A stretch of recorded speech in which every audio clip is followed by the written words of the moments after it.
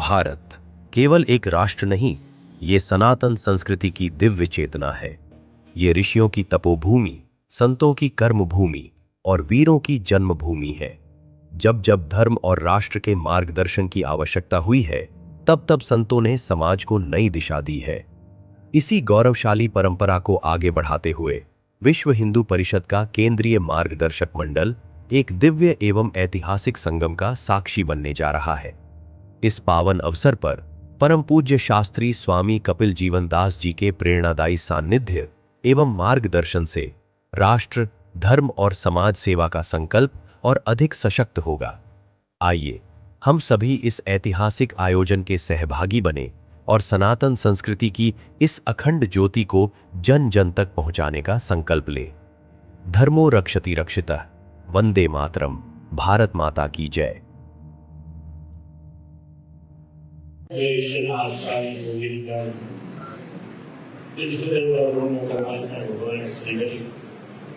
आज के विश्व हिंदू परिषद के माध्यम से केंद्रीय संघ समिति के अध्यक्ष और वंदनीय पूजनीय प्रातस्मरणीय ज्योतिषीश्वर शंकराचार्य जी महाराज के चरणों में वंदन। सभी संतों के चरणों में दंडवत प्रणाम। आज का विषय है नशा मुक्ति और धर्म परिवर्तन। हो गई ऐसे तो ये चर्चा, ये चिंता भारत में ही सबसे ज्यादा होती है। भारत देश हम माता के समान मानते हैं। सनातन संस्कृति वसुधैव कुटुंब की भावना के साथ पल रही है। अहिंसा परमो धर्म हमारा सबसे बड़ा सूत्र है और मैं मानता हूं कि इसी के कारण इस संस्कृति के ऊपर कई विधर्मियों के माध्यम से कुठाराघात हो रहा है। अहिंसा परमो धर्म की जगह पे वीरस्य परमो धर्म होना चाहिए, ये मेरा मंतव्य है। क्योंकि हमारे कोई भी इष्ट देव माता जी का स्वरूप बिना हथियार नहीं होता। अन्याय के सामने लड़ना है हमारी सनातन संस्कृति ने सिखाया। हमारा एक डिस्ट्रिक्ट है तापी डिस्ट्रिक्ट, जो सूरत से बिल्कुल लगा हुआ है।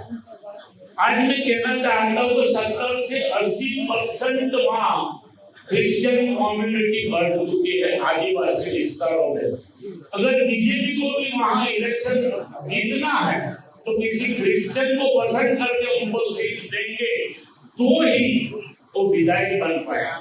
ये परिस्थिति आज गुजरात जैसे जागरूक राज्य की है तो बड़ों के राज्य की क्या परिस्थिति हो रही है।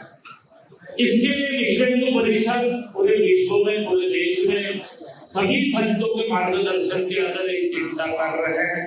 गौ माता का विषय हो, एक सनातन संस्कृति का विषय हो। ये संस्कृति बेहतर के ग्रामीण से पलती हुई संस्कृति है।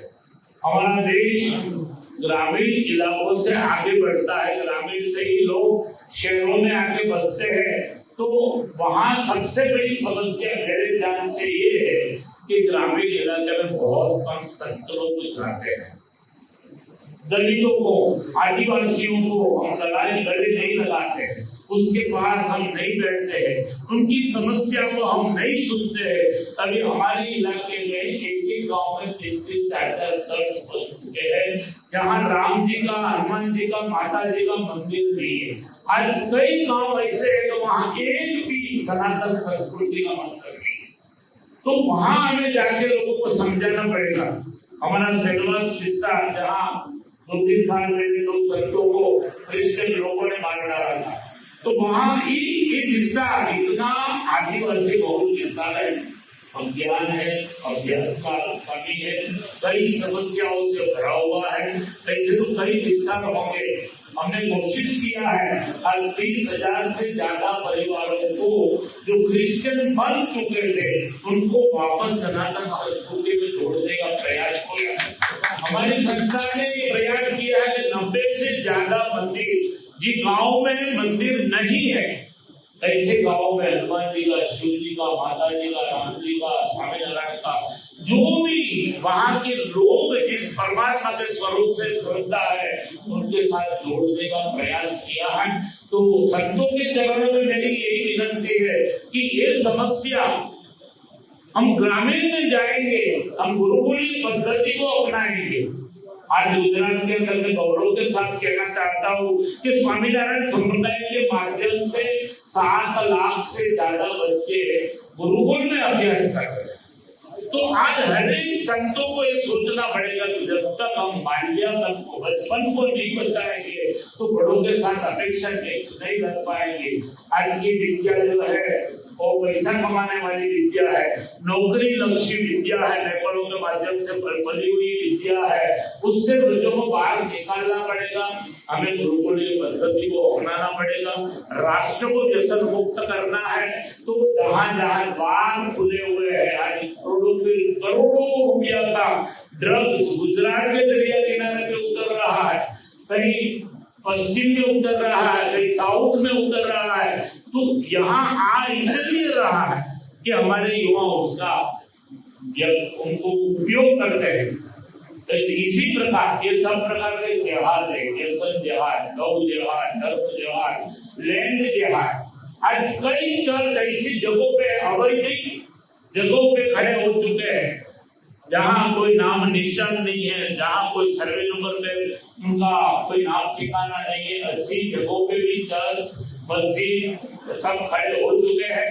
तो उसके लिए भी हमें तलाश करके प्रशासन तक के बात पहुंचानी पड़ेगी।